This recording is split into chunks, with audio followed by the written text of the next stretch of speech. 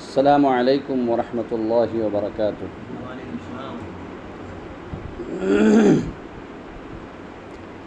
حامدا ومصلیا اما بعد، فاعوذ باللہ من الشیطان الرجیم۔ وقال الرسول یا ربی ان قوم اتخذوا هذا القرآن مہجورا، رب اشرح لی صدری ویسر لی امری واحلل عقدۃ من لسانی یفقہوا قولی، اللہم رب زدنی علما وارزقنی فہما۔ تعریف کے لائق وہ رب ذوالجلال ہے جس نے ہم تمام کو پیدا کیا اور ہماری رہنمائی اور رشد و ہدایت کے لیے انبیاء علیہم الصلاۃ کا سلسلہ جاری کیا۔ آخر میں رسول الثقلین جناب محمد الرسول اللہ صلی اللہ علیہ وسلم کی بعثت ہوئی۔ درود و سلام نازل ہو اللہ تعالیٰ کے تمام نیک اور برگزیدہ بندوں پر، بالخصوص ہمارے آخری نبی احمد مجتبیٰ محمد مجتبیٰ رسول اکرم صلی اللہ علیہ وسلم پر۔ اللہم صلی علی محمد وعلی آل محمد کما صلیت علی ابراہیم وعلی آل ابراہیم انک حمید مجید۔ اللہم بارک علی محمد وعلی آل محمد کما بارکت علی ابراہیم وعلی آل ابراہیم انک حمید مجید۔ میرے دینی اور ملی بھائیوں، آج کے درس میں جس موضوع کی مناسبت سے باتیں ہوں گی وہ میرا موضوع ہے کہ آج مسلمان پریشان کیوں ہیں اور اس کا حل کیا ہے۔ اللہ تعالیٰ سے دعا ہے کہ الہ العالمین تو مجھے کہنے کے ساتھ ساتھ عمل کرنے کی توفیق عطا فرما، اور ہم تمام سامعین کو، سننے والوں کو سننے کے ساتھ ساتھ عمل کرنے کی بھی توفیق عطا فرما۔ آج پوری دنیا کے اندر ہر جگہ سے یہی خبر پڑھنے کو ملتا ہے، سننے کو ملتا ہے کہ مسلمان پریشان ہیں۔ کبھی ہمارے قرآن کے اوپر پابندی، جیسا کہ ابھی پیرس میں ٹھیک بقرعید کے دن قرآن کریم کو جلایا گیا۔ کچھ مہینے پیشتر اسی ہندوستان کے اندر جناب محمد الرسول اللہ صلی اللہ علیہ وسلم کی شان میں گستاخی کی گئی، اور حضرت عائشہ صدیقہ رضی اللہ تعالی عنہا جو ہم تمام مومنوں کی ماں ہیں، ان کی شان میں نازیبا کلمات کہے گئے۔ تو اس طرح کے واقعات سے ہم مسلمان دوچار ہیں۔ ابھی جمعہ کے دن کا واقعہ ہے کہ ایک ٹیچر، جبکہ استاد اور شاگرد کا رشتہ باپ بیٹے کا رشتہ ہوتا ہے، لیکن اس کے باوجود سوشل میڈیا کے اوپر آپ دیکھیں گے کہ ایک ٹیچر نے، ایک استانی نے، ایک مسلم لڑکا جو 7-8 سال کا ہوگا یا 9-10 سال کا ہوگا، وہ استانی ہو کر کے اپنے دیگر شاگردوں سے کہہ رہی ہے کہ جی بھر کے اس بچے کی پٹائی کرو۔ مان لیجئے کہ اگر بچے نے کوئی بدمعاشی کی ہوگی کلاس میں، تو استاد کا یہ حق ہوتا ہے کہ استاد اسے سزا دے، اس کو سزا دے، لیکن یہ کیا ہے کہ بچوں سے آپ اسے جو ہے اسے پٹوائیں، اور پھر جو ہے اسے سوشل میڈیا کے اوپر جو اسے ڈالا گیا، جس میں یہی بات آ رہی ہے کہ وہ چونکہ مسلم بچہ تھا اس وجہ سے اس کے ساتھ ایسا کیا گیا، اور مزید استانی یہ کہہ رہی ہیں، ٹیچر یہ کہہ رہی ہیں کہ اور مارو اور مارو۔ تو یہ اس طرح کے یہ جو ہے سوشل میڈیا کے اوپر بہت وائرل ہو رہا۔ تو ہر جگہ آپ دیکھیے کہ مسلمان پریشان ہے۔ اس کے پریشانی کے سبب کیا ہیں؟ اس کے پریشانی کے سبب میں سے پہلا سبب یہ ہے کہ ہم قرآن سے دور ہو چکے ہیں۔ نبی اکرم صلی اللہ علیہ وسلم نے بیان فرمایا کہ ان اللہ یرفع بہذا الکتاب اقواما، اللہ تعالیٰ نے کیا کیا، اس کتاب کے ذریعے یعنی اس قرآن کے ذریعے، جب تک لوگ قرآن کے پڑھنے والے تھے، قرآن کی تلاوت کرنے والے تھے، قرآن کے مطابق زندگی گزارنے والے تھے، تو اللہ تعالیٰ نے کیا کیا، جو لوگ قرآن سے اپنے تعلقات کو استوار کیے ہوئے تھے، اللہ تعالیٰ نے اسے معزز کیا۔ وَيَضَعُ بِهِ آخرین، اور بہت ساری قوموں کو اللہ تعالیٰ نے ذلیل کیا، رسوا کیا۔ وہ کون لوگ تھے؟ جو قرآن سے دور ہو چکے تھے۔ شاعر کہتا ہے وہ زمانے میں معزز تھے مسلمان ہو کر، وہ زمانے میں معزز تھے مسلمان ہو کر، اور آج ہم خوار ہیں تارک قرآن ہو کر۔ تو آج ہماری ذلت نکبت کی وجہ کیا ہے کہ ہم قرآن سے دور ہو چکے ہیں۔ آج اتوار کا دن ہے، پرسوں جمعہ کا دن تھا، ہفتے میں ایک دن جمعہ کا بھی دن ہوتا ہے۔ اس دن نبی اکرم صلی اللہ علیہ وسلم نے بیان فرمایا کہ جو شخص سورہ کہف کی تلاوت کرے گا، اللہ تعالیٰ اسے مسیح دجال کا فتنہ، جو روئے زمین کے اوپر سب سے بڑا فتنہ ہوگا، اللہ تعالیٰ اس فتنے سے محفوظ رکھے گا۔ اور یہ اتنا بڑا فتنہ ہے کہ نبی کریم صلی اللہ علیہ وسلم نے ہر فرض نماز میں، ہر نفل نماز میں، ہر سنن کے اندر نبی اکرم صلی اللہ علیہ وسلم نے تعلیم دی کہ اس فتنے سے پناہ مانگو۔ اللہم انی اعوذ بک من عذاب القبر، اے اللہ ہم عذاب قبر سے پناہ چاہتے ہیں۔ واعوذ بک من فتنۃ المسیح الدجال، اور اے اللہ ہم مسیح دجال کے فتنے سے پناہ چاہتے ہیں۔ تو مسیح دجال کا جو سب سے بڑا روئے زمین کے اوپر فتنہ ہوگا، نبی اکرم صلی اللہ علیہ وسلم نے بیان فرمایا کہ اللہ تبارک و تعالیٰ انہیں بہت ساری چیزیں عطا کرے گا، یہاں تک کہ ایسی جگہ سے گزرے گا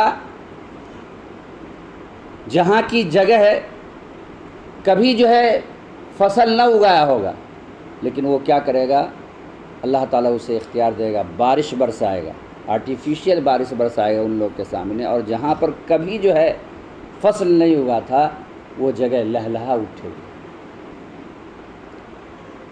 تو اتنا اللہ تبارک و تعالیٰ اسے اختیار دے گا، اور اتنی بڑی آزمائش ہوگی اس مسیح دجال کے فتنے سے۔ جن کا ایمان مضبوط ہوگا وہی محفوظ رہے گا، نہیں تو جو منافق قسم کے لوگ ہوں گے، یہ لا الہ الا اللہ محمد الرسول اللہ کے اقرار کرنے والے بھی، وہ اس فتنے کے شکار ہو جائیں گے۔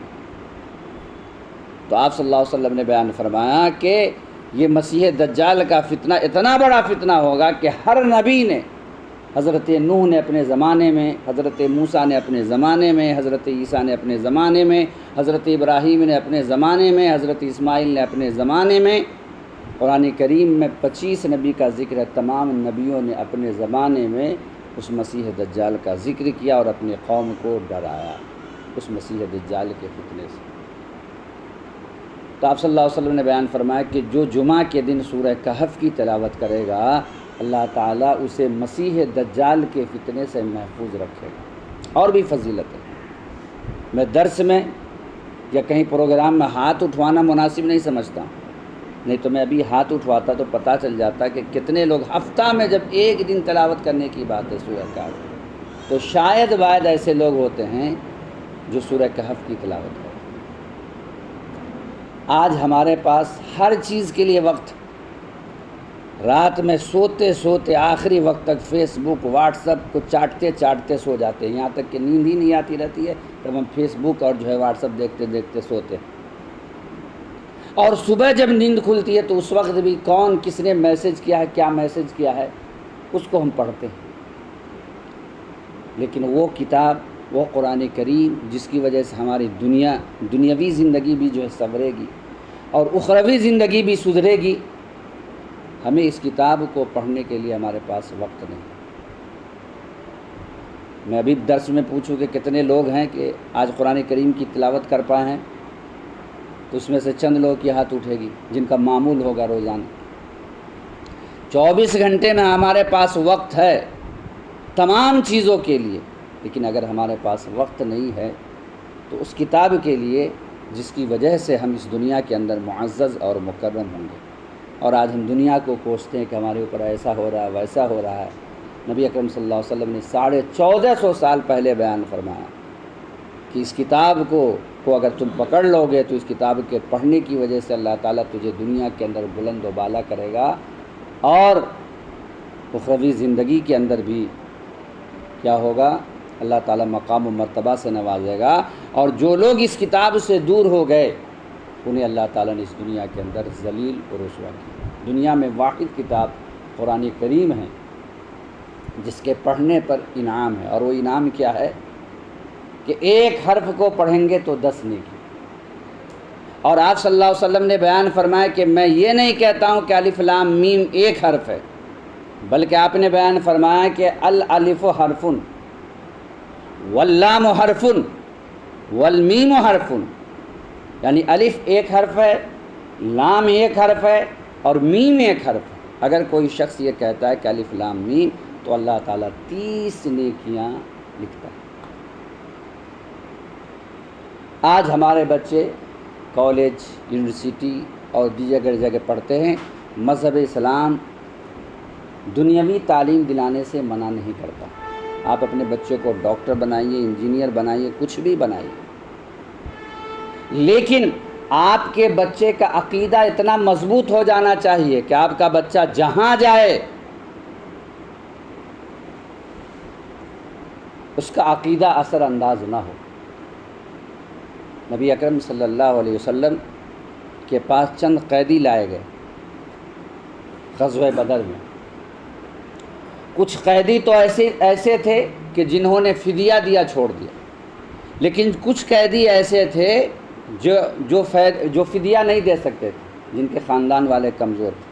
تو نبی اکرم صلی اللہ علیہ وسلم نے ان کے لیے فدیہ یہ متعین کیا کہ ہمارے بچوں کو پڑھا دو، یہی تمہارا فدیہ ہوگا۔ میں یہ کہنا چاہتا ہوں کہ نبی اکرم صلی اللہ علیہ وسلم بنفس نفیس خود موجود تھے، آپ سب سے بڑے معلم تھے، آپ کے رہتے ہوئے دنیا کا کوئی معلم ہو ہی نہیں سکتا ہے۔ تو آپ صلی اللہ علیہ وسلم اپنے بچوں کو جو پڑھوا رہے تھے، صحابہ کے بچہ جو پڑھ رہے تھے، وہ کیا پڑھ رہے تھے؟ ظاہر سی بات ہے دین دنیاوی چیز کیا جو علم تھا انہیں اس وقت جو ان کے لیے ضروری تھا وہی تعلیم دے رہے تھے، لیکن بچوں کا عقیدہ اتنا مضبوط تھا کہ غیر مسلم کے پاس، ایک مشرک کے پاس آپ کے بچے پڑھ رہے ہیں اور آپ کو ذرہ برابر بھی ڈر نہیں ہے کہ ہمارے بچے کا عقیدہ بگاڑ دے گا۔ تو مذہب اسلام کسی بھی تعلیم سے روکتا نہیں، آپ اپنے بچے کو کچھ بھی بنائیے، لیکن ان کا عقیدہ بیس جو ہے مضبوط ہو جانا چاہیے۔ آج ہم اپنے بچے کو جب فزکس پڑھواتے ہیں تو 2000 روپے دینے کے لیے تیار ہو جاتے ہیں، حساب پڑھواتے ہیں میتھمیٹکس تو اس کے لیے 2000 دینے کے لیے ٹیچر کو تیار ہو جاتے ہیں، کیمسٹری پڑھواتے ہیں اس کے لیے 2000 روپے ٹیچر ہم رکھ سکتے ہیں، لیکن اگر قرآن پڑھانے کے لیے مولانا صاحب اگر کہہ دے 500 روپیہ، تو اگر کسی مسجد کا وہ امام ہے تو فوراً جا کے اعتراض کریں گے کمیٹی سے کہ دیکھیے آپ کے امام صاحب قرآن پڑھانے کا 500 روپیہ مانگ رہا ہے، اور اس کے پیچھے لگ جائیں گے اور اس امام صاحب کو نکلوا ہی دیں گے کہ اتنا کہیں جو ہے دینی تعلیم وہ کہیں بیچا جاتا ہے۔ وہ کتاب جس کے ایک ایک حرف پر نیکی ہے، نبی اکرم صلی اللہ علیہ وسلم نے بیان فرمایا کہ اگر کسی کا بچہ حافظ ہو جاتا ہے تو حافظ کا جو ٹھکانہ ہوگا، نبی اکرم صلی اللہ علیہ وسلم نے بیان فرمایا کہ اللہ تعالیٰ کہے گا پڑھتا جا اور چڑھتا جا، جہاں تمہاری تلاوت مسجد جنت کے اندر جہاں تمہاری تلاوت ختم ہوگی اتنی جنت تمہاری ہے۔ وہ جنت جس کی مناسبت سے نبی اکرم صلی اللہ علیہ وسلم نے بیان فرمایا کہ ایک بالشت برابر جگہ، ایک بیتا برابر جگہ کیا ہے دنیا و ما فیہا میں تمام چیزوں سے بڑھ کر ایک بالشت، اس جنت میں اللہ تبارک و تعالیٰ ایک حافظ کو کیا کہے گا کہ پڑھتا جا اور چڑھتا جا، جہاں تمہاری تلاوت ختم ہوگی اتنی جنت تمہاری۔ اور حافظ قرآن کے ماں باپ کو ایسا تاج پہنایا جائے گا کہ سورج کی روشنی آپ دیکھ رہے ہیں، وہ سورج کی روشنی پھیکی پڑ جائے گی۔ جو لوگ اٹک اٹک کر کے قرآن پڑھتے ہیں، اٹک اٹک کر کے پڑھنے کا مطلب یہ نہیں ہے کہ آپ نے اچھے حافظ سے قرآن کو نہیں پڑھا، گھر میں جو عورتیں پڑھاتی ہیں ان کو خود قرآن پڑھنے نہیں آتا ہے صحیح سے، اور وہ بچوں کو جب پڑھاتی ہیں تو ایسی صورت میں وہ خود جب اچھا نہیں پڑھنا جانتی ہوگی تو بچوں کو کیا پڑھائیں گے اچھا سے۔ اسی طریقے سے ایسے مدرس جو خود اچھا سے قرآن نہیں پڑھ سکتا ہے وہ بچوں کو کیا قرآن پڑھائیں گے۔ اٹک اٹک کر پڑھنے کا مطلب یہ ہے کہ زبان میں اگر لکنت ہوتی ہے کسی کے زبان میں تو ظاہر سی بات وہ رواں نہیں پڑھے گا، اس کی زبان اٹک جائے گی۔ زبان میں روانگی نہیں ہے، اٹک اٹک کر کے تکلیف سے پڑھ رہا ہے، تو اللہ تعالیٰ ایسے لوگ کو جو اٹک اٹک کر قرآن پڑھتا ہے اسے ڈبل دوہرا اجر عطا کرتا ہے، اور جو رواں پڑھتا اچھے انداز سے قرآن کریم کی تلاوت کرتا ہے، پڑھتا اچھے انداز میں، اللہ تعالیٰ اسے کیا کرے گا، مکرم اور معزز فرشتوں کے ساتھ اٹھائے گا، معزز اور مکرم فرشتوں کے ساتھ رکھے گا۔ یہ قرآن پڑھنے والوں کی فضیلت ہے۔ مسند احمد کی ایک روایت ہے، فضائل قرآن کی مناسبت سے اس روایت کو میں پیش کر کے میں آگے بڑھنے کی کوشش کروں گا۔ نبی اکرم صلی اللہ علیہ وسلم نے بیان فرمایا، حضرت عبداللہ ابن مسعود رضی اللہ تعالیٰ عنہ اس حدیث کے راوی و بیان فرماتے ہیں کہ سب سے آخر میں اللہ تبارک و تعالیٰ جس شخص کو جہنم سے نکالے گا وہ کوئلہ کی طرح بالکل جل کر کے، کوئلہ کے مانند ہو جائے، جل کر کے۔ جہنم کی تپش، ابھی لائٹ چلی جائے تو پریشان ہو جائیں گے۔ دنیاوی آگ کو ہم برداشت نہیں کر پائیں گے، آپ ذرا آگ لگا کر کے دیکھیں، یہ جو دنیاوی آگ ہے اس سے زیادہ 69 گنا زیادہ جہنم کی آگ ہوگی، اور اس آگ میں جلنے کے بعد آدمی بالکل کوئلہ کی مانند ہو جائے گا۔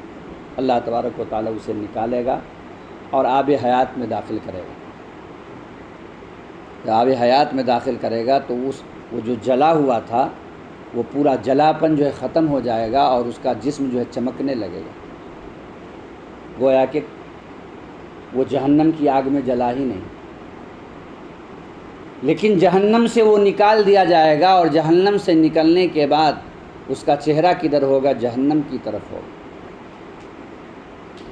آدمی جب کسی پریشانی میں ہوتا ہے، گرچہ اس کی پریشانی ختم ہو جاتی ہے، لیکن کبھی جب وہ یاد کرتا ہے کہ ہماری یہ پریشانی والی زندگی تھی تو اس کو وہ محسوس کرتا ہے، وہ سوچتا ہے کہ پھر وہ پریشانی نہ آ جائے میری زندگی میں۔ تبھی وہ جہنم سے نکل گیا ہوگا، لیکن جہنم کی طرف جب وہ دیکھے گا، مشاہدہ کرے گا، تو اس کو پرانی زندگی یاد آئے گی۔ اس لیے اللہ تعالیٰ سے دعا کرے گا کہ اے اللہ تو نے میرے اوپر اتنا انعام و اکرام کیا کہ تو نے مجھے جہنم سے نکالا، جہنم سے تو نے نجات دے دیا، آب حیات کے اندر داخل کیا کہ جو میرے جسم کے اوپر تکلیف کے نشانات تھے وہ تمام نشانات ختم ہو گئے۔ اے اللہ میری ایک آخری خواہش ہے۔ اللہ تعالیٰ کہے گا کہ تیری آخری خواہش کیا ہے؟ اور اللہ تعالیٰ یہ بھی کہے گا کہ یہ تیری آخری خواہش ہوگی، اس کے بعد تو کوئی اور خواہش نہیں ہوگی۔ وہ بندہ کہے گا کہ نہیں ہے اللہ، یہ میری آخری خواہش ہے۔ اللہ تعالیٰ کہے گا کہ تیری آخری خواہش کیا ہے؟ وہ کہے گا کہ اے اللہ تو نے اتنا انعام و اکرام کیا، جہنم سے نجات دے دیا، لیکن جہنم کو جب میں دیکھ رہا ہوں اس لیے کہ میرا چہرہ اس کی طرف ہے، میرے چہرے کو اس کی طرف سے پھیر کر کے دوسری طرف کر دیں۔ اللہ تعالیٰ پوچھے گا کہ یہ تیری آخری خواہش ہے؟ بندہ کہے گا کہ اے اللہ میری آخری خواہش ہے۔ اللہ تعالیٰ کہے گا اس کے بعد تو اور کوئی خواہش نہیں کرے؟ کہے گا کہ نہیں۔ چنانچہ اللہ تعالیٰ اس کے چہرے کو جہنم سے پھیر کر کے دوسری طرف کر دے گا۔ جب دوسری طرف کر دے گا تو اس کے سامنے ایک ہرا بھرا درخت نظر آئے گا۔ جب ہرا بھرا درخت کو دیکھے گا، پھلدار درخت کو دیکھے گا تو بندہ کہے گا کہ اے اللہ تو نے اتنا بڑا انعام و اکرام کیا کہ مجھے جہنم سے نکالا، آب حیات میں داخل کیا، جہنم کی طرف میرا چہرہ تھا، تو نے جو ہے دوسری طرف میرے چہرے کو پھیر دیا۔ میری ایک آخری خواہش یہ ہے کہ وہ جو ہرا بھرا درخت ہے اس ہرا بھرا درخت کے نیچے کر دے۔ اللہ تعالیٰ کہے گا کہ ابھی تو نے کہا کہ یہ میری آخری خواہش ہے، پھر تیری آخری خواہش ہے؟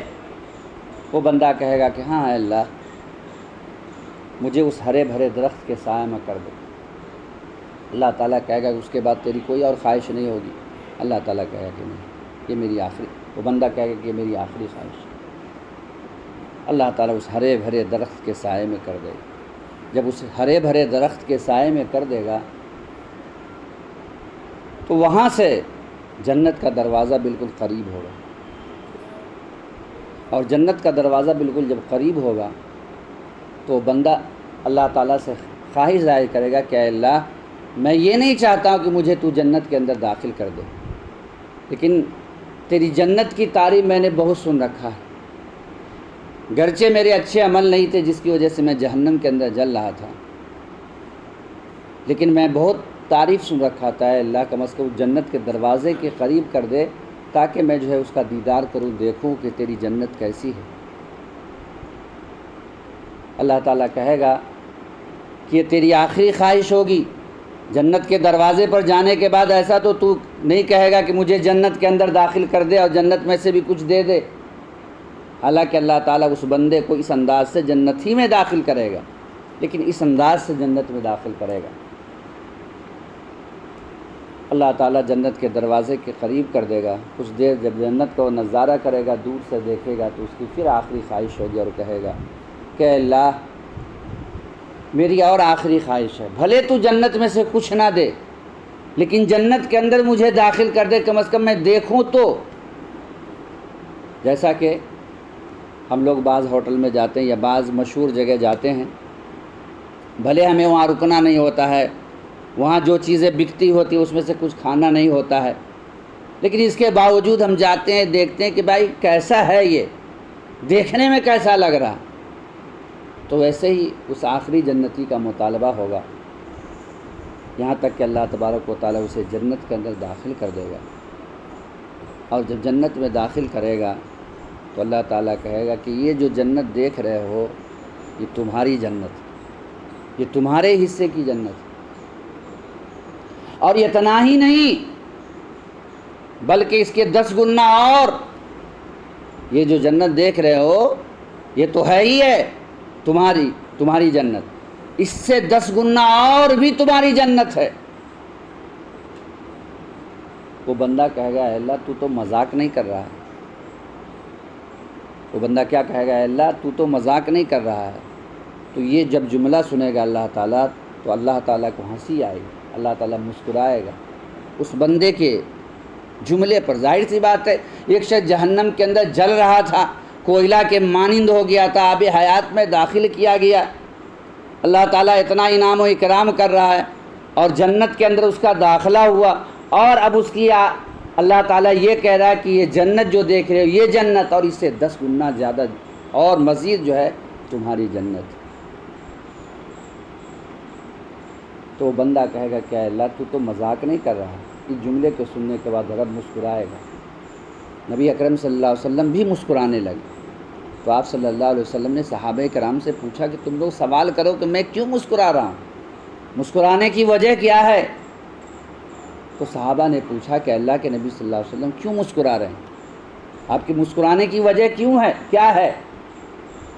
تو آپ صلی اللہ علیہ وسلم نے بیان فرمایا کہ اللہ تعالیٰ جس انداز سے مسکرائے گا اس بندے کے جواب کو سن کر کے اسی طریقے سے مسکرائے گا میں جس طریقے سے مسکرا رہا ہوں۔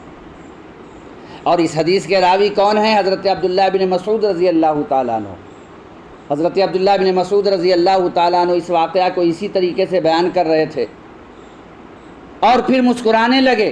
تو حضرت عبداللہ بن مسعود رضی اللہ تعالیٰ عنہ جس مجلس میں بیان کر رہے تھے اپنے ساتھیوں سے کہا کہ میں کیوں مسکرا رہا ہوں، تم لوگ سوال کیوں نہیں کرتے، پوچھتے کیوں نہیں کہ اچانک میں بیان کر رہا تھا اور بیان کرتے کرتے میں مسکرانے کیوں لگا؟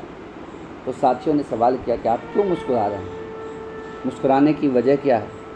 حضرت عبداللہ بن مسعود رضی اللہ تعالیٰ عنہ نے بیان فرمایا کہ اس حدیث کو بیان کرتے ہوئے یہاں پر آ کر کے نبی کریم صلی اللہ علیہ وسلم اسی طریقے سے مسکرائے تھے، اسی لیے میں نبی اکرم صلی اللہ علیہ وسلم کی اتباع میں پیروی کرتے ہوئے اسی انداز سے میں مسکرا رہا ہوں۔ وہ بندہ جسے اللہ تبارک و تعالیٰ کہے گا کہ یہ سب کے سب جنت تمہاری جنت ہے، اس سے 10 گنا مزید اور ہے، وہ جنت کے اندر ایک عمارت کو دیکھے گا جو ان تمام جنت کی عمارت میں سب سے خوبصورت عمارت ہوگی۔ وہ بندہ پوچھے گا کہ اللہ یہ کن لوگوں کی عمارت ہے، کس خوش نصیب کی عمارت ہے، چمکتی ہوئی عمارت؟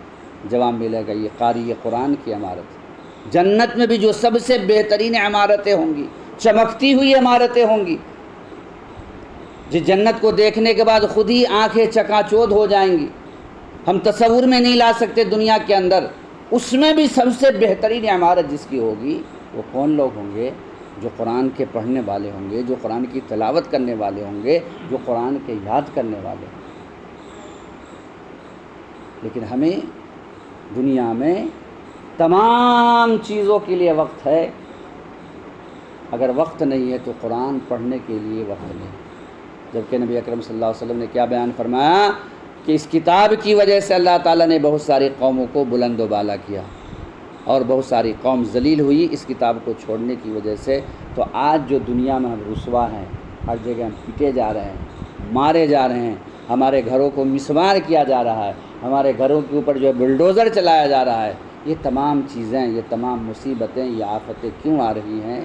قرآن سے قریب، قرآن سے دور ہونے کی وجہ سے۔ تو آج مسلمان پریشان کیوں ہیں؟ پہلا سبب کیا ہے؟ ہم قرآن سے دور ہو چکے ہیں۔ دوسرا سبب کیا ہے؟ کہ ہم لا الہ الا اللہ محمد الرسول اللہ کا تو اقرار کر لیے ہیں، لیکن ہم اس کے مفہوم کو نہیں سمجھتے ہیں۔ ہم ظاہری مسلمان ہیں، اس کا کیا معنی ہے، اس کا کیا مطلب ہے، اس کے مفہوم کو ہم نہیں جانتے۔ نبی اکرم صلی اللہ علیہ وسلم نے بیان فرمایا، اور اس کی تشریح کرتے ہوئے ہمارے اسلاف نے بیان فرمایا کہ توحید کی 3 قسمیں۔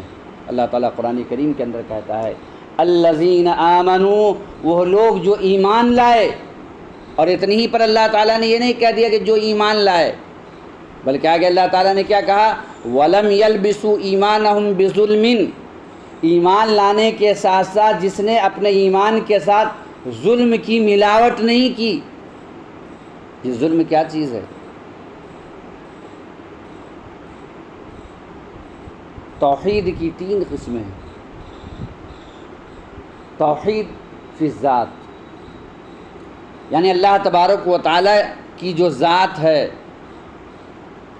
اللہ تعالیٰ کی ذات جیسی ذات دنیا میں کوئی ذات ویسی ہو ہی نہیں سکتی۔ اللہ تعالیٰ قرآن کریم کے اندر کہتا ہے، اے نبی کریم صلی اللہ علیہ وسلم کہہ دیجئے اللہ احد، اللہ کیا ہے؟ اللہ ایک۔ اللہ الصمد، اللہ کیا ہے؟ بے نیاز ہے۔ اگر دنیا والے کسی کو اپنا بھگوان مانتے ہیں، چاہے وہ جتنی بڑی ہستی ہو، وہ بے نیاز نہیں ہو سکتی۔ کیوں؟ اس لیے کہ بے نیاز والی ہستی کون سی ہے؟ اللہ تعالیٰ کی ہستی۔ بے نیاز کا مطلب یہ ہے کہ وہ ذات جو کسی بھی چیز کا محتاج نہ ہو۔ اللہ کے ذات کے علاوہ جتنی بھی چیزیں ہیں وہ بے نیاز ہو نہیں سکتی، وہ ضرور محتاج ہے، اور اللہ کی ذات کیا ہے؟ بے نیاز۔ چاہے انبیاء کی جماعت کیوں نہ ہو، حضرت آدم ہی کیوں نہ ہو، اور حضرت آدم سے لے کر کے جناب محمد الرسول اللہ صلی اللہ علیہ وسلم تک کیوں نہ ہو، ان کی ذات بے نیاز ذات نہیں، وہ محتاج ہے۔ فرشتوں میں امین الملائکہ جبرائیل امین کیوں نہ ہو، نبی اکرم صلی اللہ علیہ وسلم معراج کی شب میں جب گئے ایک جگہ پر، تو جبرائیل امین نے کہا کہ میں اس کے آگے نہیں جا سکتا۔ تو آپ صلی اللہ علیہ وسلم نے کہا کہ ایک دوست کہیں اپنے دوست کو ایسی جگہ پر لا کر کے چھوڑ دیتا ہے۔ تو جبرائیل امین نے کہا کہ اگر میں اس سے تھوڑا سا بھی آگے بڑھا تو آپ جو یہ میرے پر دیکھ رہے ہیں، یہ پورا کا پورا پر جل جائے۔ پتہ کیا چلا؟ کہ جبرائیل امین علیہ الصلاۃ والسلام بھی بے نیاز نہیں، ڈر رہے ہیں اللہ تبارک و تعالیٰ سے کہ اگر میں اس سے آگے بڑھا تو ہمارے جو یہ پوزیشن ہے، ہمارا جو یہ مقام ہے، ہمارا جو یہ مرتبہ ہے، ہمیں جو اللہ تعالیٰ نے عزت دیا ہے، مقام دیا، اس مقام و مرتبہ کو اللہ تعالیٰ چھین لیا۔ پتہ کیا چلا؟ کہ امین الملائکہ جو فرشتے ہیں، جبرائیل امین وہ بھی بے نیاز ہیں، اور اللہ تعالیٰ کی ایک صفت کیا؟ لم یلد ولم یولد، وہ کسی کا باپ بھی نہیں اور کسی کا بیٹا بھی نہیں۔ اور آگے اللہ تعالیٰ نے ختم کرتے ہوئے کہا وَلَمْ يَكُنْ لَهُ كُفُوًا أَحَدٌ، اللہ کے برابر کوئی ہے ہی نہیں، اللہ کے برابر کوئی ہے ہی نہیں۔ کفر کے معنی کیا ہوتے ہیں؟ برابر، اللہ کے برابر کوئی ہے نہیں۔ تو یہ کیا ہے؟ ذات کے اعتبار سے۔ اللہ تبارک و تعالی ذات کے اعتبار سے تمام ذات سے ممتاز ہے۔ ابھی چند دن پہلے آپ نے دیکھا کہ چاند کے اوپر پہنچ گیا اور پورے ہندوستان کے لوگ جو ہے تالیاں بجا رہے ہیں، سب کچھ کر رہے ہیں۔ ٹھیک ہے، ہمارے ملک نے ترقی کی ہے، لیکن وہ بھی چاند کیا اللہ تعالیٰ کی ایک مخلوق ہے۔ اللہ تبارک و تعالیٰ نے اسے بنایا ہے۔ کمال اس وقت ہوتا جو یہ لوگ گئے تو اس میں سے حالانکہ ایک مسلم بھی ہے، عریب نام کا، مظفری پور کا رہنے والا ہے، اور لوگ بھی وہاں جانے کے بعد جو ہے اللہ کی وحدانیت کا اقرار کر لیتے، تو میں سمجھتا کہ چاند پر جس مقصد کے تحت تم پہنچے تھے اس میں تمہیں جو ہے کامیابی مل گئی۔ تو یہاں سے کئی سو کروڑ روپے خرچ کرنے کے بعد جو ہے ہمارے ملک کے چند سائنسداں وہاں پہنچے، جبکہ دیگر ممالک کے لوگوں نے اعتراض کیا اور کہا کہ جہاں 70 کروڑ لوگوں کے پاس ٹوائلٹ نہ ہو، باتھ روم نہ ہو، وہاں کے لوگوں کو، وہاں کی حکومت کو اتنی رقم خرچ کرنے کی کیا ضرورت ہے؟ چاند پہ جا کے کیا کرو گے؟ بہرحال ایک دوسرا معاملہ ہے۔ تو یہ چاند پہ لوگ پہنچ گئے خطیر رقم خرچ کرنے کے بعد، تو یہ کوئی کمال کی بات نہیں ہے، یہ بھی اللہ تبارک و تعالیٰ کی مخلوق ہے۔ اور دنیا والے جہاں بھی چلے جائیں، 1450 سال پہلے ہمارے نبی اکرم صلی اللہ علیہ وسلم چاند کیا، پہلے آسمان، دوسرے آسمان، تیسرے آسمان، چوتھے آسمان، پانچویں، چھٹے، یہاں تک کہ بالکل عرش ہے بالکل قریب جا چکے ہیں۔ اور دنیا کے لوگوں سے جو بات اوجھل ہیں، اللہ تبارک و تعالیٰ نے وحی کی روشنی میں وہ باتیں بتا دی ہے۔ چاند پہ لوگ پہنچ جائیں، سورج پہ پہنچ جائیں، پہلے آسمان پہ پہنچ جائیں، دوسرے آسمان پہ پہنچ جائیں، زمین کے نیچے سمندر کی گہرائی اور گہرائی میں پہنچ جائیں، بات وہی ہے جو جناب محمد الرسول اللہ صلی اللہ علیہ وسلم جو ہے پیغام لے کر کے آئے۔ تو دنیا نے اتنی ترقی کی کہ آج لوگ چاند کے اوپر پہنچ رہے، لیکن یہ چاند بھی کیا ہے؟ اللہ تبارک و تعالیٰ کی مخلوق ہے۔ تو اللہ کے بالمقابل کوئی ذات نہیں ہو سکتی۔ ذات کے اعتبار سے اللہ تعالیٰ تمام ذاتوں سے ممتاز ہے، اور جب اللہ تعالیٰ ذات کے اعتبار سے ممتاز ہے تو اللہ تعالیٰ کی جو خوبیاں ہیں، خوبی کو کیا بولتے ہیں؟ صفت۔ خوبی کو کیا بولتے ہیں؟ صفت۔ تو اللہ تعالیٰ کی جو خوبیاں ہیں، اس خوبی کے برابر بھی کوئی نہیں ہو سکتا، جس کو ہم صفت کہتے ہیں، اس صفت کے برابر بھی کوئی نہیں ہو سکتا۔ جیسا کہ اللہ تعالیٰ قرآن کریم کے اندر کہتا ہے اِنَّهُ كَانَ سَمِيعًا بَصِيرًا۔ اللہ تعالیٰ نے ہم انسانوں کی مناسبت سے کیا بیان فرمایا کہ انسان بھی سنتا ہے اور انسان بھی دیکھتا ہے۔ ہم بھی سنتے ہیں اور ہم بھی دیکھتے ہیں، انسان کی صفت بھی ہے اور اللہ تعالیٰ کی بھی صفت ہے۔ لیکن انسان کے دیکھنے میں، مخلوقات کے دیکھنے میں اور رب کے دیکھنے میں کتنا بڑا فرق ہے۔ وہ اللہ، صحیح حدیث کے اندر نبی اکرم صلی اللہ علیہ وسلم نے بیان فرمایا، تاریک رات میں کالی چونٹی کالے پتھر کے اوپر اگر چلتی ہے تو اللہ تبارک و تعالیٰ صرف چلنے ہی کو نہیں دیکھتا ہے، بلکہ اس کے چلنے سے جو کھنکھناہٹ کی آواز پیدا ہوتی ہے اللہ تعالیٰ اس کو بھی سنتا ہے۔ تو دیکھیں فرق کتنا ہے۔ روئے زمین کے اوپر جتنی بھی مخلوقات ہیں، تمام مخلوقات بیک وقت اگر مانگتی ہے رب العالمین سے، چاہے وہ جس زبان میں، انسان اگر ہمیں تو کتنے زبان کے بولنے والے ہیں، اگر ہمارے سامنے کوئی چینی زبان میں اگر آ کر کے بولے اور اگر ہم چینی زبان نہیں جانتے تو ہم نہیں سمجھ پائیں گے کیا بول رہا ہے۔ عربی زبان ہم نہیں جانتے، اگر کوئی عربی زبان میں فصاحت و بلاغت کے ساتھ بولنے لگے تو ہم نہیں سمجھ پائیں گے کہ جو ہے کیا بول رہے ہیں۔ اور تو چھوڑ دیجئے، ہم لوگ جو میتھلی زبان بولتے ہیں، اگر میں آپ کے سامنے بولنے لگوں تو اس میں سے آدھی بات سمجھیے گا، آدھی بات نہیں سمجھ پائیے گا۔ تو یہ تو انسان جو بات چیت کرتے ہیں، ہم ان کے مفہوم کو معنی کیوں نہیں سمجھ پاتے ہیں؟ تو صرف انسان ہی نہیں بلکہ روئے زمین کے اوپر جتنی بھی مخلوقات ہیں، چاہے آسمان کے مخلوق ہوں، چاہے وہ زمین کے مخلوق ہوں، چاہے وہ سمندر میں رہنے والے مخلوق ہوں، چاہے وہ جو ہے فضا میں تیرنے والے مخلوق ہوں، بیک وقت اگر رب العالمین کو دعائی دیتا ہے، رب العالمین کو پکارتا ہے تو اللہ تبارک و تعالیٰ اس کے پکار کو سنتا بھی ہے، اور اللہ تعالیٰ اس کو دیکھتا بھی ہے کہ کہاں سے پکار رہا ہے۔ تو رب کے دیکھنے میں اور مخلوق کے دیکھنے میں فرق یہ ہے کہ مخلوق کے اندر جو پاور اللہ تعالیٰ نے دیا ہے اس سے زیادہ دور کی بات کو نہیں سن سکتا ہے. اللہ تعالیٰ نے جو آنکھ دیکھنے کی صلاحیت عطا کی اس سے زیادہ دوری کو وہ دیکھ نہیں سکتا ہے. اس کے برخلاف اللہ تبارک و تعالیٰ کے سننے کی طاقت جو ہے لامحدود ہے اور دیکھنے کی طاقت لامحدود ہے. اور اسی طریقے سے اللہ تبارک و تعالیٰ کی جو بھی صفتیں ہیں ان تمام صفتوں میں اللہ تبارک و تعالیٰ جو ہے ممتاز ہے. جیسا کہ آپ آیت الکرسی پڑھتے ہیں، آیت الکرسی میں اللہ تعالیٰ کی ایک صفت کیا الحی، کیا ہے؟ زندہ رہنے والی ذات. اللہ تعالیٰ نے بیان فرمایا اپنے علاوہ کل من علیہا فان، تمام چیزیں فنا ہونے والی ہے، باقی رہنے والی ذات کیا ہے؟ وَيَبْقَى وَجْهُ رَبِّكَ ذُو الْجَلَالِ وَالْإِكْرَامِ، باقی رہنے والی ذات کیا ہے؟ رب العالمین کی ذات. نہیں تو تمام چیزیں جو ہیں فنا ہو جائیں گی. تو الحی اللہ تعالیٰ کی ایک صفت کیا ہے؟ زندہ رہنے والی ذات. اور جب یہ آسمان نہیں بنا تھا، جب یہ زمین نہیں بنی تھی، جب اللہ تعالیٰ کا جو ہے عرش پانی کے اوپر تھا، تب بھی اللہ تبارک و تعالیٰ کی ذات زندہ تھی. اور یہ تمام چیزیں جب ختم ہو جائیں گی پھر بھی اللہ تعالیٰ کی ذات زندہ رہے. اور کیا القیوم، اللہ تبارک و تعالیٰ کی ایک صفت کیا ہے؟ زبردست. یعنی اللہ تعالیٰ کے طاقت کے بالمقابل کوئی طاقت نہیں. تبھی تو سمندر میں صحابہ کرام نے اپنے گھوڑوں کو دوڑا دیا اور شاعر نے کہا دشت تو دشت ہے اور بحر ظلمات میں ہم نے جو ہے دوڑا دیے گھوڑے اپنے.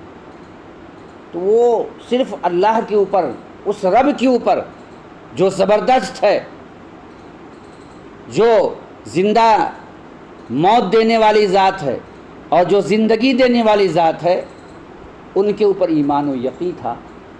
اسی لیے انہوں نے اپنے گھوڑے کو جو ہے سمندروں کے جو ہے موجوں کے اندر ڈال دی اور پھر سے وہ نکل بھی آئے.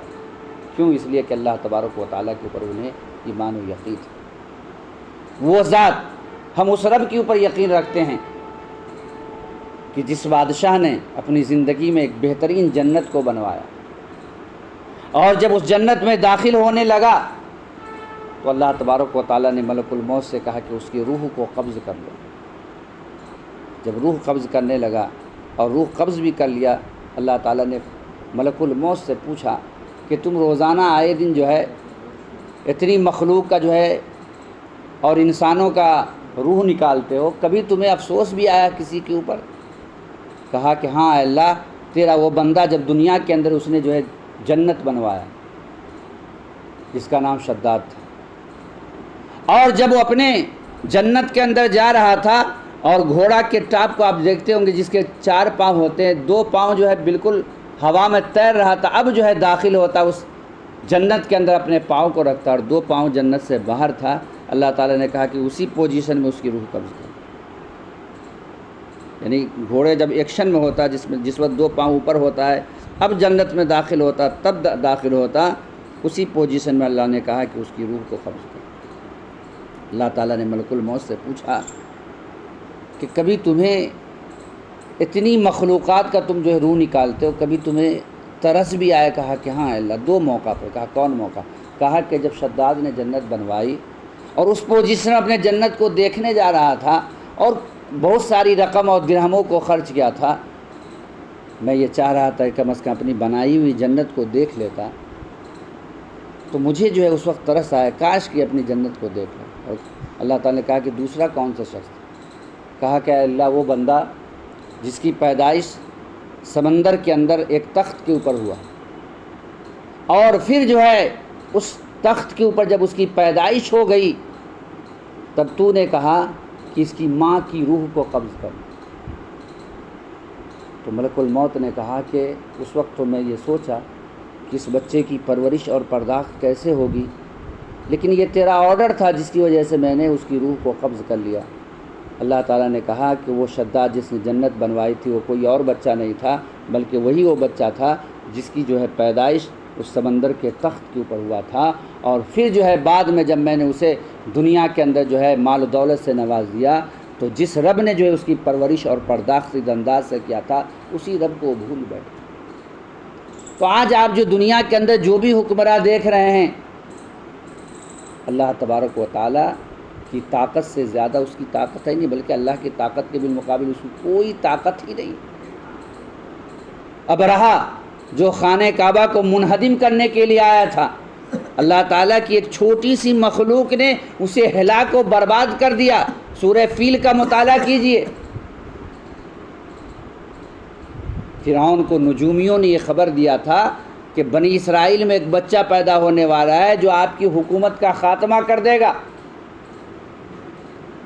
چنانچہ فرعون نے آرڈر نافذ کیا، جیسا کہ آج آرڈر نافذ کیا جاتا ہے کہ فلاں کے گھروں کو جو ہے مسمار کر دو، بلڈوزر چلا دو۔ اس وقت بھی یہ آرڈر نافذ کیا گیا تھا کہ اگر کوئی بنی اسرائیل میں بچہ پیدا ہو تو ایک تو مخبری خبر دینے والے، جب بنی اسرائیل میں کوئی عورت حاملہ ہوتی تو مخبری خبر کرنے والے فرعون تک خبر پہنچا دیتا کہ فلاں جگہ بچے کی پیدائش ہونے والی ہے۔ اگر بچی پیدا ہوتی تو کچھ نہیں کرتا، اگر بچہ پیدا ہوتا تو اس بچے کو قتل کر دیتا۔ موسیٰ، حضرت موسیٰ علیہ السلام کی ماں کو بھی اس بات کا ڈر تھا کہ کہیں میرے بچے کو قتل نہ کر دیا جائے۔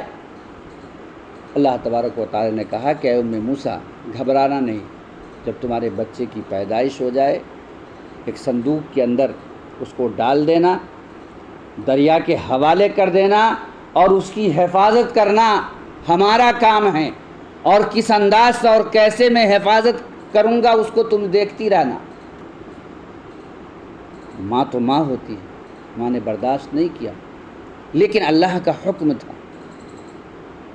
انہیں ایمان و یقین تھا کہ جب اللہ تعالیٰ کا وعدہ ہے تو اللہ تعالیٰ ضرور محفوظ رکھے۔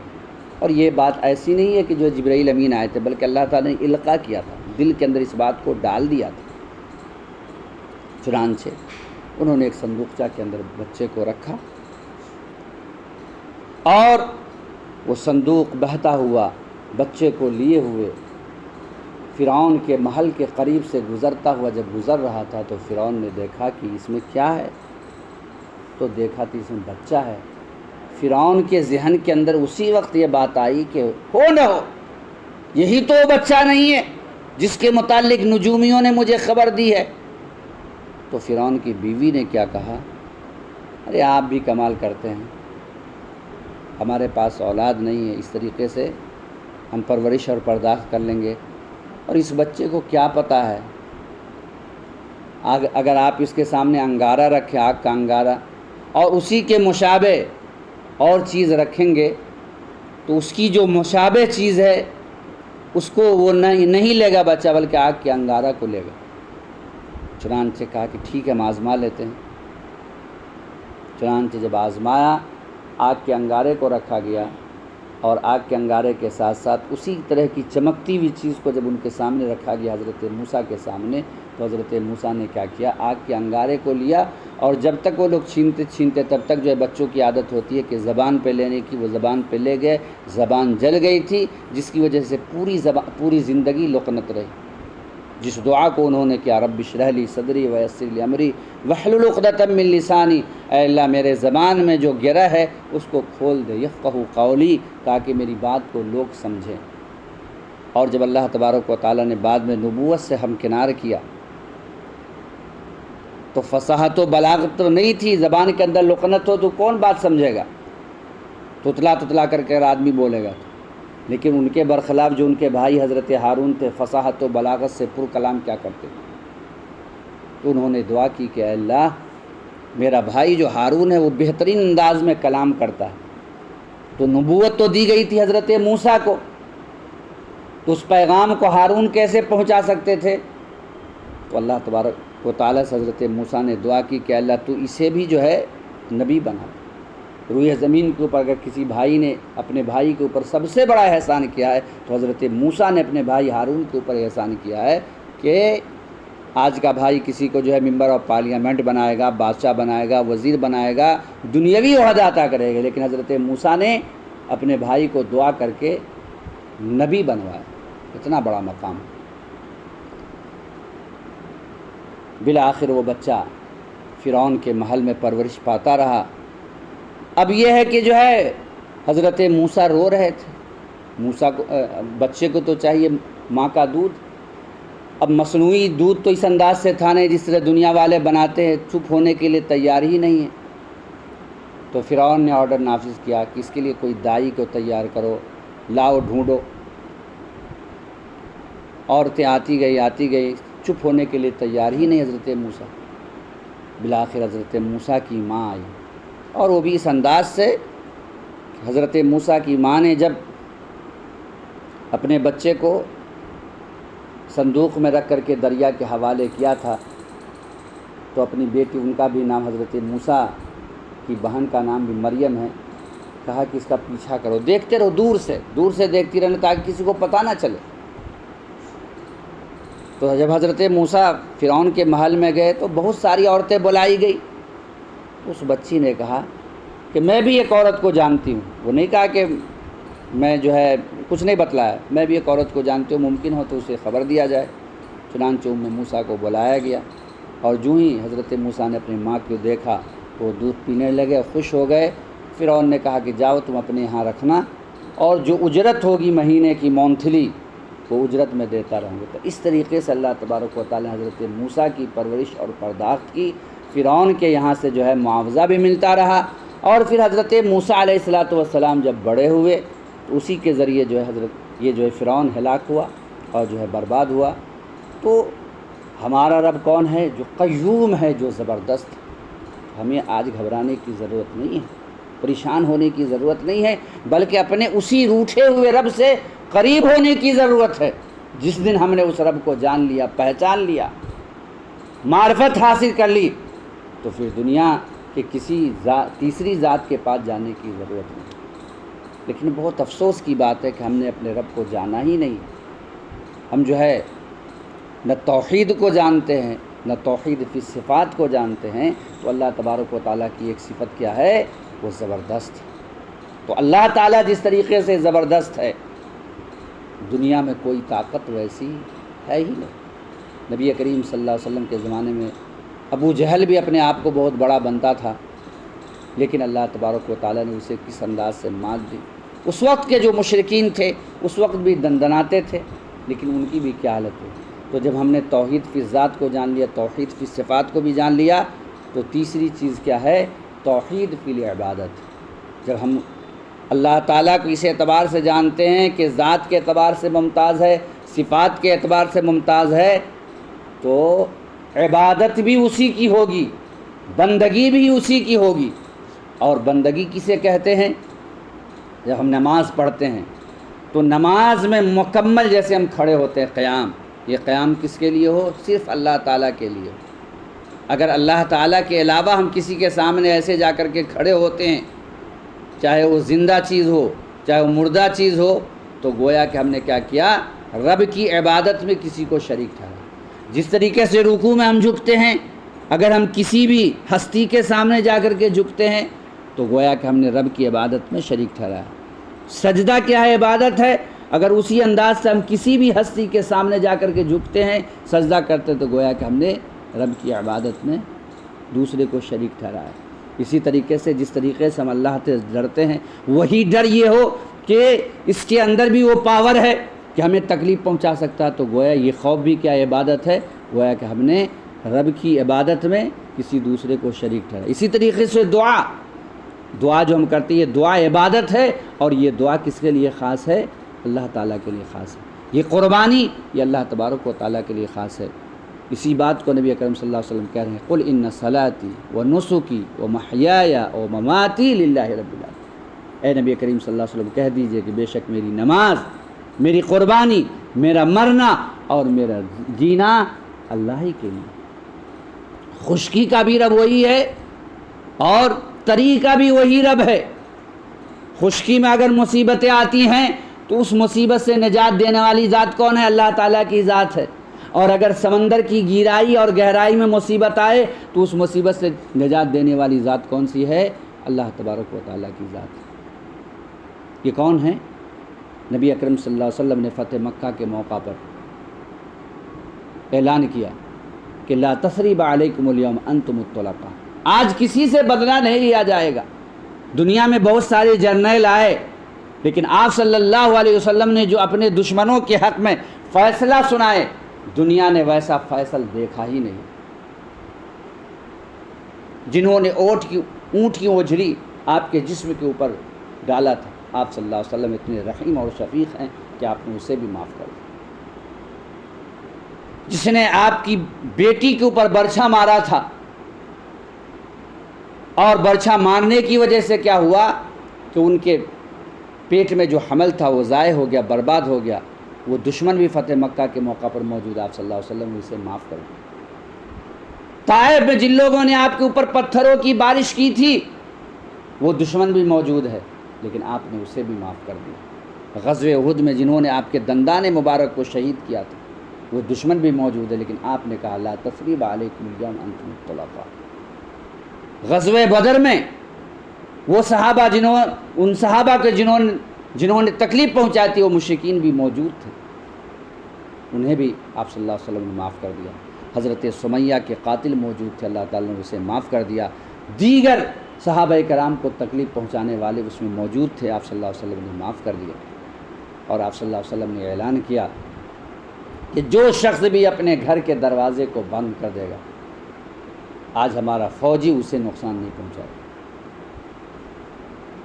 جو شخص بھی من دخل دار ابی سفیان، جو شخص بھی ابو سفیان کے گھر میں داخل ہو جائے گا اسے امان، اور جو شخص بھی خانہ کعبہ میں داخل ہو جائے گا اسے امان ہے۔ لیکن نبی اکرم صلی اللہ علیہ وسلم نے 3 لوگوں کی مناسبت سے کہا، چونکہ یہ نبی کریم صلی اللہ علیہ وسلم کو بہت زیادہ اذیت پہنچانے والے لوگ تھے، آپ صلی اللہ علیہ وسلم نے 3 شخص کی مناسبت سے کہا کہ اگر یہ خانہ کعبہ کا پردہ بھی پکڑ کر کے لٹکا بھی ہوا ہو تو اسے جو ہے قتل کر دیا جائے۔ ان 3 شخص میں سے ایک کون ہے؟ ابو جہل کا بیٹا اکرمہ۔ سردار کا بیٹا سردار ہوتا ہے، تو نبی کریم صلی اللہ علیہ وسلم نے اعلان کیا کہ اگر اکرمہ خانہ کعبہ کے پردے سے بھی لٹکا ہو تو اسے قتل کر دیا جائے۔ چنانچہ جب اکرمہ نے سنا کہ میرے متعلق نبی کریم صلی اللہ علیہ وسلم کا یہ آرڈر ہے، تو مکہ چھوڑ کر کے بھاگا، اور مکہ چھوڑ کر کے یمن جا رہا تھا، اور راستے میں ایک سمندر حائل تھا یا دریا حائل تھا۔ چنانچہ کشتی کے اوپر سوار ہوا اکرمہ، اور جب کشتی کے اوپر سوار ہوا تو کشتی جو ہلنے لگی، ڈگمگانے لگی۔ تو کشتی کا جو چلانے والا تھا، جسے ناخدا کہتے ہیں، اس نے کیا کہا کہ اس مصیبت سے نجات دینے والی کوئی ذات نہیں ہے سوائے اس رب کے، فادعوا اللہ مخلصین لہ الدین، خالص اسی رب کو پکارو۔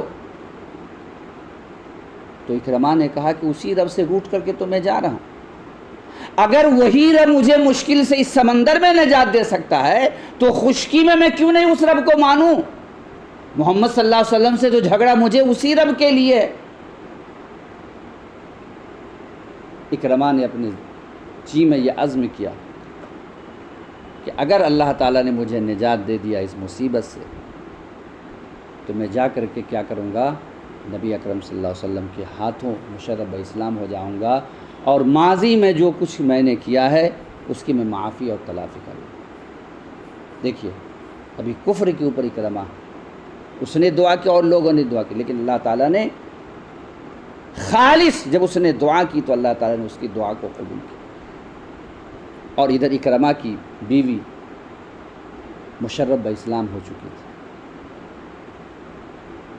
نبی کریم صلی اللہ علیہ وسلم کا یہ طریقہ تھا کہ اگر کوئی مومن یا مومنہ کسی کافر کو امان دے دیتے تو آپ صلی اللہ علیہ وسلم اس مومن اور اس مومنہ کے خاطر اس کافر کو تکلیف نہیں پہنچاتے، اس لیے کہ ایک مومن نے امان دے دیا۔ تو اس کی بیوی تلاشتے ہوئے، پیچھا کرتے ہوئے یمن کے ساحل کی طرف گئی۔ اب وہ تو ادھر گیا نہیں تھا، واپس ہی آ گیا تھا، اور دل میں یہ بات بھی تھی کہ اگر محمد صلی اللہ علیہ وسلم سے ملاقات ہوگی تو میں اسلام قبول کر لوں گا۔ بالآخر بیوی پہنچی، ملاقات ہو گئی۔ اب وہ اکرمہ قریب آنا چاہتا تھا تو اس کی بیوی نے کہا کہ تم ابھی دور رہو، اس لیے کہ تم نے ابھی اسلام قبول نہیں کیا۔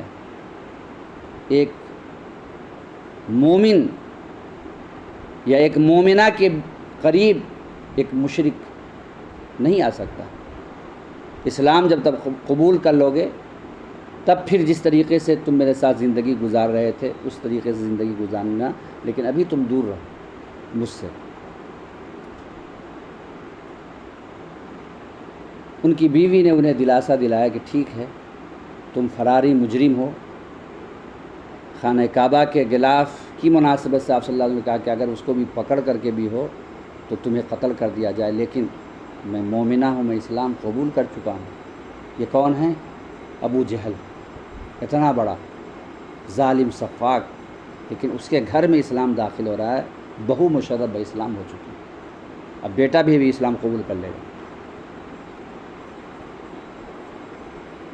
تو بیوی نے کہا کہ گھبراؤ نہیں، میں نبی کریم صلی اللہ علیہ وسلم کے سامنے جا کر کے تمہارے متعلق امان طلب کروں گی۔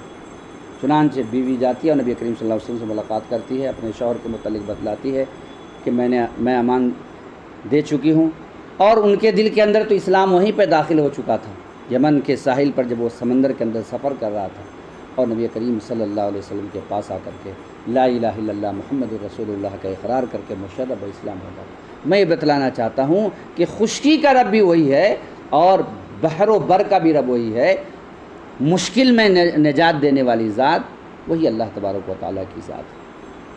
اور 3 شخص جو غار کے اندر بند ہو گئے تھے، یعنی طوفانی ہوا جب چلی تو پہاڑ کے کھو میں گئے، یعنی پہاڑ سے بھی نجات دینے والی ذات کون ہے؟ اللہ تبارک و تعالیٰ کی ذات ہے۔ چنانچہ وہ تینوں شخص زوردار طوفان ہوا آنے کی وجہ سے کیا ہوا، اس کھو میں چلا گیا اور اوپر سے ڈھکن آیا، بند ہو گیا۔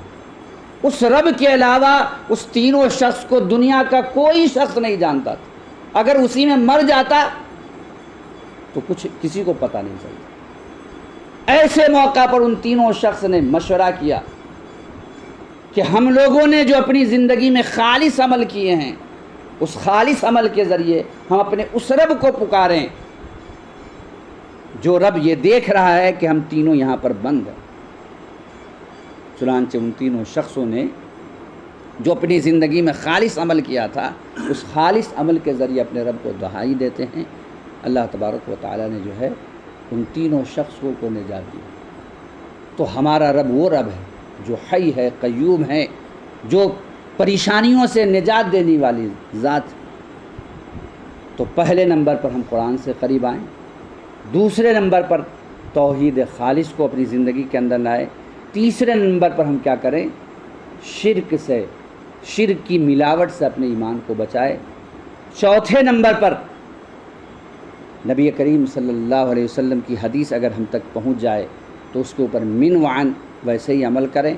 ہماری زندگی میں اگر مصیبت آئے تو ہم کیا کریں؟ دعا کریں، نماز کی پابندی کریں۔ تو یہ چیزیں ہیں جو آج کے موجودہ مسلمانوں کا جو ہے، جو پریشان ہیں، اس کا حل ہے، جو آج کے درس میں آپ کے سامنے باتیں پیش کی گئی۔ بس اتنی پر اپنی باتوں کو ختم کرتے ہوئے اللہ تعالیٰ سے ہم دعا کرتے ہیں کہ الہ العالمین تو ہمیں قرآن کریم کی آیات کی روشنی میں اور جناب محمد الرسول اللہ صلی اللہ علیہ وسلم کے فرامین کی روشنی میں اپنی زندگی گزارنے کی توفیق عطا فرما، اسی دعوت کو انجام دینے کی توفیق عطا فرما۔ جب تک ہمیں زندہ رکھ، اسلام پر قائم و دائم رکھ، جب ہمارا خاتمہ تو آخر کلمہ لا الہ الا اللہ محمد الرسول اللہ ہو۔ نکیرین کے تینوں سوال کے صحیح جواب دینے کی توفیق عطا فرما۔ اے اللہ ہم میں جو حاضر ہیں تو ان کی مغفرت فرما، جو غیر حاضر ہیں تو ان کی مغفرت فرما۔ اے اللہ جو بیمار ہے تو انہیں شفاء کامل عطا فرما۔ اے اللہ بندے جو تیرے پیارے ہو چکے ہیں اللہ تو ان کی مغفرت فرما دے۔ اے اللہ ان کے درجات کو بلند فرما دے۔ اے اللہ ان کے گزر جانے کے بعد ہمیں بھی قبر کی تاریکی کو یاد رکھنے کے ساتھ ساتھ اس کی تیاری کرنے کی توفیق عطا فرما۔ الہ العالمین آج عالم اسلام کے حالات ناگفتبے ہیں، بیان کرنے کے لائق نہیں ہیں۔ اے اللہ اپنے دشمنوں کو اور تیرے دشمنوں کو تیرے مد مقابل کرتے ہیں۔ اللہم انا نجعلک فی نحورہم ونعوذ بک من شرورہم۔ تقبل یا رب العالمین، وآخر دعوانا الحمد للہ۔